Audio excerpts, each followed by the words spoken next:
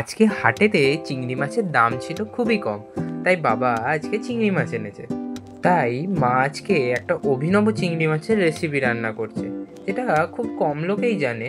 এর জন্য প্রথমে আমরা চিংড়ি মাছটাকে ভালো করে ভেজে নিয়ে সর্ষের তেলের মধ্যে একটু জিরে আর আলু দিয়ে সেটাকে একটু ভেজে নিয়ে তাতে দিয়ে দেবো পেঁয়াজ, দিয়ে আবারও একটু ভাজা ভাজা করে নিয়ে আদা রসুন বাটা দিয়ে একটু হলুদ গুঁড়ো, একটু লবণ, টমেটো দিয়ে এবার ভালোভাবে একটু নাড়িয়ে চাড়িয়ে মিশিয়ে নেব।